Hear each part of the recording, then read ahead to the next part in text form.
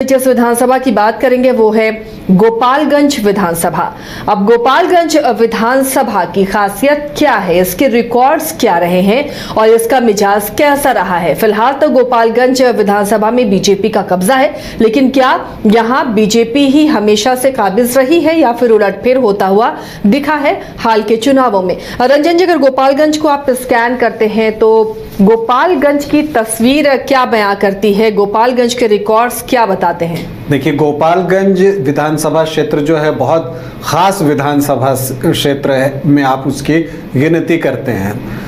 इसलिए करते हैं क्योंकि चार मुख्यमंत्री जो बिहार के बने हैं उनका नाता गोपालगंज से रहा है। अब आप देखिए, लालू प्रसाद यादव और राबड़ी देवी का ये गृह जिला है। ये बात दिगर है कि यहाँ से जो है लालू परिवार चुनाव नहीं लड़ता है गोपालगंज से, और कभी भी लालू प्रसाद यादव या राबड़ी देवी ने चुनाव नहीं लड़ा। लेकिन इसके अलावा दो और जो मुख्यमंत्री बिहार के बने वो पहले गोपालगंज विधानसभा से चुनाव जीत चुके थे। एक तो जो बिहार के पहले मुस्लिम मुख्यमंत्री हैं अब्दुल गफूर, वो यहाँ से चुनाव जीतने में कामयाब हुए थे 1962 में। और इसी तरह से सत्येंद्र सिन्हा 1961 में एक बाई इलेक्शन हुआ था, तब वो गोपालगंज विधानसभा क्षेत्र से चुनाव जीते थे और बाद में वो बिहार के मुख्यमंत्री भी बने। अगर आप देखिए तो अब्दुल गफूर जो हैं वो 23 जुलाई 1973 से 11 अप्रैल 1975 तक मुख्यमंत्री रहे, और सत्येंद्र नारायण सिन्हा जो हैं वो 11 मार्च 89 से 6 दिसंबर 89 तक बिहार के मुख्यमंत्री रहे। अब अगर आप गोपालगंज विधानसभा सीट को स्कैन कीजिएगा तो दिखेगा कि ये कांग्रेस का गढ़ था, लेकिन जो है समय बदलता गया और फिलहाल स्थिति ये है कि ये बीजेपी का मजबूत किला बन चुका है। और यहाँ पर इस बार महागठबंधन की कोशिश है कि वो सेंधमारी करे, क्योंकि पिछली बार वो बहुत करीब पहुंच गया था लेकिन सफलता हाथ नहीं लगी थी। गोपालगंज विधानसभा क्षेत्र को स्कैन कीजिए और इसे बेहतर तरीके से अगर आप समझना चाहें तो इसको 3 कालखंड में बांटकर आप देख सकते हैं। गोपालगंज से जो पहले विधायक हुए वो जो है 1952 में यहाँ चुनाव हुआ था, कमला राय पहले विधायक गोपालगंज के। अब इसके बाद आप देखिए, इसको जब आप बांटते हैं तो कांग्रेस को लगातार 4 जीत मिली।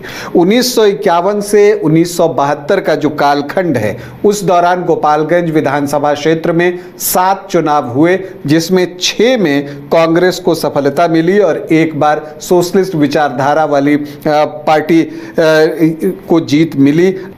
अब इसके बाद जब आप आगे बढ़ते हैं तो आप ये देखते हैं कि यहाँ पर जो है सोशलिस्ट का दावा भी आपको दिखेगा। यहाँ पर जब आप आगे बढ़ते जाइए तो 1977 से 2005 तक जब आप पहुँचते हैं तो 7 चुनाव हुए हैं, जिसमें सोशलिस्ट पार्टी जो है 4 बार चुनाव जीतने में सफल रही और निर्दलीय 2 बार और बीएसपी को 1 बार कामयाबी मिली। तो बीएसपी का भी जो है प्रेजेंस यहाँ पर महसूस किया जाता है और अभी भी किया जा रहा है। लेकिन दिलचस्प ये था कि 2005 के फरवरी तक बीजेपी एक बार भी मुख्य मुकाबले में नहीं आ सकी थी, लेकिन 2005 के अक्टूबर में बीजेपी को पहली जीत मिली और फिर उसके बाद जो उसके जीत का सिलसिला शुरू हुआ तो वो अभी तक नॉन स्टॉप चल ही रहा है। अगर आप यहाँ पर देखें तो 2010 में सुभाष सिंह यहाँ पर चुनाव जीते थे और फिर उन्होंने जीत की हैट्रिक लगाई और फिर उनके निधन के बाद कुसुम देवी उनकी पत्नी यहाँ से चुनाव जीतती हैं। लेकिन जो दिलचस्प बात है वो ये है कि जब बाई इलेक्शन हुआ उसने गोपालगंज विधानसभा सीट को और जो है खुलकर सामने रखा कि इसका स्वभाव क्या है। तो जब आप बाई इलेक्शन को यहाँ स्कैन कीजिएगा, एनालाइज कीजिएगा, तो जो चीज़ें दिखती हैं वो ये दिखती हैं कि आरजेडी ने एक नया एक्सपेरिमेंट किया। उसने MY से आगे बढ़कर जो है देखा, इसका उसे एडवांटेज भी मिला। लेकिन एक और चीज़ दिखी कि जिस MY को आरजेडी इंटैक्ट समझता था और ख़ास करके एम को जो है वो इंटैक्ट समझता था। उस एम में AIMIM ने उपचुनाव में प्रत्याशी देकर सेंध लगा दी, तो वो इनविंसिबल नहीं रहा कि वो सिर्फ RJD की तरफ जो है वो जाएगा अगर वो मुस्लिम प्रत्याशी नहीं देता है तो। इसके अलावा जब आप गोपालगंज विधानसभा की बात करती हैं तो आपको साधु यादव की भी बात करनी होगी। अनिरुद्ध प्रसाद साधु यादव, वो यहाँ से विधायक भी चुने गए हैं। यहाँ जब वो लोकसभा का चुनाव लड़े थे तो लोकसभा भी जीते थे, लेकिन विधानसभा क्षेत्र की हम बात करें तो वो यहाँ से विधायक भी चुने गए हैं और अभी भी चुनाव लड़ते हैं। और इस बार भी जब मैं उनके सोशल मीडिया के पेज पर विजिट किया तो वहाँ पर उन्होंने लिख रखा है, इस बार लड़ेंगे और जीतेंगे। मतलब वो भी चुनावी ताल ठोकने की तैयारी में हैं। अब किस दल से वो उतरते हैं ये देखना दिलचस्प होगा। क्या फिर BSP से ही वो चुनाव लड़ेंगे या कोई अन्य पार्टी की तरफ वो देख सकते हैं। अब तो भांजे तेज प्रताप ने भी एक पार्टी बना रखी है तो एक ऑप्शन वहां भी खुलता है, लेकिन उधर संभावना कम दिखती है। वो BSP से चुनाव लड़ सकते हैं, वो लड़ें या उनकी पत्नी लड़ें, लेकिन AIMIM के कैंडिडेट पर नजर होगी क्योंकि यहां पर मुस्लिम वोटर्स की संख्या भी अच्छी है। कुल 19 चुनाव गोपालगंज में हुए हैं जिसमें कांग्रेस को 6 बार कामयाबी मिली है, बीजेपी ठीक उसके पीछे 5 जीत के साथ खड़ी है, तो जनता दल 2, RJD 1, निर्दलीय 2, जनता पार्टी, SSP और BSP एक बार यहां से चुनाव जीती है। सुभाष सिंह ने सर्वाधिक 4 बार गोपालगंज का प्रतिनिधित्व किया है। अब अगर यहाँ के हम आखिरी 3 चुनाव को देखें तो 2010 में अगर आप देखते हैं तो यहाँ पर सुभाष सिंह जो है वो चुनाव जीतते हैं। तब वो सिटिंग विधायक थे। 2005 के अक्टूबर में वो चुनाव जीते थे, राजपूत जाति से आते थे। 15,893 वोट से वो चुनाव जीतते हैं। उनको वोट आए थे 58,010 और मत प्रतिशत उनका था 45.5%। और जबकि RJD ने यहाँ पर रियाजुल हक उर्फ राजू को टिकट दिया था, उनको 42,117 वोट आए, 33% वोट। और साधु यादव तब कांग्रेस के टिकट पर चुनाव लड़ रहे थे, 8,488 वोट उनको आए थे, 6.67% वोट उनका भी था। और BSP के शिवजी प्रसाद को 3.17% वोट मतलब 4,025 वोट आए थे। फिर 2015 आता है तो उस समय महागठबंधन बन चुका था। JDU, RJD, कांग्रेस तीनों एक साथ चुनाव लड़ रहे थे एक बैनर के नीचे, महागठबंधन। तो उस वक्त लगा कि शायद कुछ यहां पर बदलाव देखने को मिल सकता है क्योंकि JDU अब RJD के साथ है। बीजेपी के सुभाष सिंह ही यहां पर चुनावी मैदान में उतरते हैं और 78,491 वोट लेकर आते हैं। फिर से एक बार 45.5% उनका वोट रहा।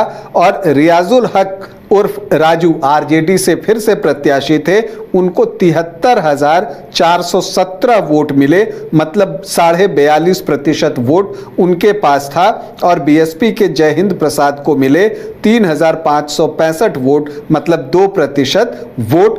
तो यहाँ पर आमने सामने की लड़ाई हुई जिसमें जो सुभाष सिंह थे उनको 5,074 वोटों की जीत मिली। हालांकि ये जीत पिछले बार से छोटी थी, पिछली बार लगभग 16,000 की जीत थी जो घटकर इस बार 5,000 की रह गई। लेकिन ये बात थी कि तब महागठबंधन बना था और JDU के वोट RJD की तरफ शिफ्ट हुए थे। अब फिर 2020 में सुभाष सिंह एक बार फिर बीजेपी के टिकट पर चुनावी मैदान में उतरते हैं और इस बार कांग्रेस जो है वो आपको जो अब्दुल गफूर हैं उनके पोते को यहां से चुनावी मैदान में उतारती है, आसिफ गफूर। लेकिन साधु यादव BSP के टिकट पर चुनावी मैदान में उतर जाते हैं और इस वजह से यहां एक ट्रायंगुलर फाइट होती है, त्रिकोणीय मुकाबला, और जिसमें मुख्य मुकाबले में BSP आ जाती है और कांग्रेस तीसरे स्थान पर खिसक जाती है। सुभाष सिंह को 77,791 वोट आए, 43.43% वोट, पिछली बार से 2% वोट का 39 हुआ था सुभाष सिंह को। और अनिरुद्ध प्रसाद यानी साधु यादव जो कि बीएसपी के टिकट पर लड़ रहे थे चुनाव, उनको 41,039 वोट आए, लगभग 23% वोट। और जो आसिफ गफूर थे उनको 36,460 वोट आए, 20.38% वोट। तो यहां पर सुभाष सिंह ने 36,752 वोटों की जीत जो है वो हासिल कर ली। इसके बाद सुभाष सिंह का निधन होता है और फिर एक बाई इलेक्शन करवाना पड़ता है। उसमें सुभाष सिंह की पत्नी कुसुम देवी बीजेपी के टिकट पर चुनावी मैदान में उतरती हैं, लेकिन पिछले 2 चुनाव से रियाजुल हक को टिकट दे रहा आरजेडी इस बार अपना स्ट्रैटेजी जो है वो बदल लेती है और मोहन गुप्ता वैश्य समुदाय से वो अपना प्रत्याशी यहां पर देता है आरजेडी। वो यहां चुनावी मैदान में होते हैं, लेकिन बीएसपी से साधु यादव की पत्नी इंदिरा यादव चुनावी मैदान में होती हैं और अब्दुल सलाम एआईएमआईएम के कैंडिडेट के रूप में चुनावी मैदान में उतर जाते हैं। तो यहां पर आप देखिए कि मुख्य मुकाबला तो बीजेपी और आरजेडी के ही बीच में हुआ, लेकिन इंदिरा यादव और अब्दुल सलाम ने आरजेडी का खेल पूरी तरह से खराब कर दिया। कुसुम देवी को 70,053 वोट आए, 41.6% वोट, तो 2% के आसपास का फिर नुकसान हुआ बीजेपी को। लेकिन मोहन गुप्ता ने बेहतर प्रदर्शन किया और वैश्य वोटों में अच्छी सेंधमारी की और इसकी वजह से उनका जो मत प्रतिशत है वो 40.5% के आसपास पहुंच गया। 68,259 वोट उनको आए। तो यहां पर कुसुम देवी ने मोहन गुप्ता को 1,794 वोटों से पराजित किया। तो हार जीत का मार्जिन 1,794 वोट। अब इंदिरा यादव साधु यादव की पत्नी, उनको कितने वोट आए? 8,854 वोट, मतलब 5.25% वोट। तो अगर ये वोट आरजेडी में जुट जाता तो आरजेडी यहां पर जीत सकता था। अब आइए एआईएमआईएम के कैंडिडेट अब्दुल सलाम के पास, जो कि तीसरी पोजीशन पर थे, उनको 12,214 वोट मिले, 7.25% वोट, 7.25%। तो अगर ये वोट आरजेडी में जुट जाता तो आरजेडी की जीत हो जाती। तो जो वोटों का बंटवारा हुआ आरजेडी का जो वोट था उसमें, उसका फायदा बीजेपी को यहां पर मिला और वो कुसुम देवी 1,794 वोटों से चुनाव जीत गई। तो अब 2025 में क्या होगा, इसको लेकर जो है चर्चाएं चल रही हैं और सवाल ये भी है कि अगर आप यहां पर देखें तो इस बार एक और नई पार्टी की एंट्री होने जा रही है, जन सुराज की। तो अब देखना यह दिलचस्प होगा कि एआईएमआईएम जो डेंट मारा उसने आरजेडी के वोट में, क्या उसकी भरपाई जो है जिस जाति से कैंडिडेट उतारकर जनसुराज कर पाता है, या उस नुकसान को वो और बढ़ा देता है। क्योंकि जनसुराज किस जाति से प्रत्याशी उतारता है उस पर बहुत कुछ निर्भर करेगा। अगर वो एनडीए खेमे वाली जातियों में से प्रत्याशी देता है तो फिर जो एआईएमआईएम नुकसान करेगा उसकी कुछ हद तक भरपाई हो जाएगी। लेकिन अगर वो एमवाई में से कोई कैंडिडेट दे देता है तो फिर मुश्किलें आरजेडी के लिए बहुत बढ़ जाएंगी। दावेदारों की बात करें तो देखिए आरजेडी से मोहन गुप्ता का नाम सबसे आगे चल रहा है और चूंकि उन्होंने पिछला चुनाव बेहतरीन लड़ा है, इसके अलावा रियाजुल हक राजू भी प्रयास करते हुए दिख रहे हैं। बीजेपी से कुसुम देवी का नाम अभी चल रहा है आगे।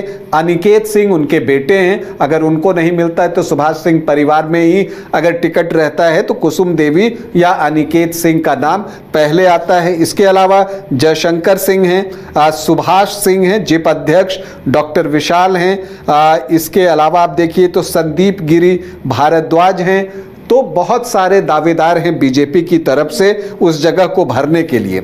अब एआईएमआईएम से कौन, ये सबसे बड़ा सवाल है, क्योंकि अब्दुल सलाम का जो है वो निधन हो गया है। तो अब जो खबर है कि उनके जो बेटे हैं वो यहाँ पर चुनाव लड़ सकते हैं, अनस सलाम। तो एआईएमआईएम की तरफ से वो हैं। जनसुराज से राधा मोहन मिश्रा और ज्योति देवी का नाम फिलवक्त जो है वो चल रहा है। वो ज्योति देवी जो जो हैं रामावतार प्रसाद की बेटी हैं, जो कि पहले एमएलए रह चुके हैं 1995 में गोपालगंज से। अब हम यहाँ के जातीय समीकरण को समझ लें, जो कि एक अनुमान पर आधारित है। यहाँ पर जो अनुसूचित जाति के वोटर्स हैं 11.93%, एसटी वोटर्स 2.05%, मुस्लिम वोटर्स 22.6%, यादव 12 से 13%। तो MY जो है वो 35 से 36% के आसपास जो है वो पहुंच जाता है। राजपूत यहाँ पर अच्छी संख्या में हैं, 8 से 10%, भूमिहार जो हैं वो 4 से 5%, ब्राह्मण 5 से 6% और कायस्थ भी यहाँ पर 1.5 से 2% के आसपास हैं। तो ये 17-18% से लेकर 20% तक सामान्य जाति के वोटर्स होते हैं। कोयरी 5.5 से 6.5%, कुर्मी 2.5 से 3%। तो जो कुशवाहा और कुर्मी वोटर का चंक है वो 8 से 10% है और वैश्य यहाँ पर 11 से 12% हैं। तो जो बीजेपी का भी जो आधार वोट है जातियों के आधार पर वो 36 से 38% के आसपास पहुंचता है। तो MY 35 से 36 और इधर बीजेपी का 36 से 38%। तो जो अदर OBC EBC हैं 11 से 13% और जो अनुसूचित जाति हैं लगभग 12%। तो ये जो 25% वोट है वो तय करता है कि जीत किस तरफ होगी। चूंकि इस बार भी कोशिश जो आरजेडी की होगी अपनी रणनीति के अनुसार कि वो वैश्य जाति से उम्मीदवार दें ताकि बीजेपी को नुकसान पहुंचाया जा सके। पिछली बार यही कोशिश थी और चूंकि जब वैश्य जाति के वोट में बंटवारा हुआ तो मुकाबला बिल्कुल नेक टू नेक आ गया और 1794 वोटों का ही मार्जिन रह गया। तो गोपालगंज में जो चुनाव परिणाम आएगा वो देखिए, वहां मुकाबला आमने सामने का हो तब भी जो इम्पैक्ट है AIMIM का, साधु यादव का और जन सुराज का, इन तीनों का प्रदर्शन जो है वो चुनाव परिणाम पर असर डालेगा और समीकरण में जो छेड़छाड़ होगी वो इन्हीं तीनों के द्वारा होगी और उसी से बीजेपी और आरजेडी का जो किस्मत है गोपालगंज में वो तय होगी।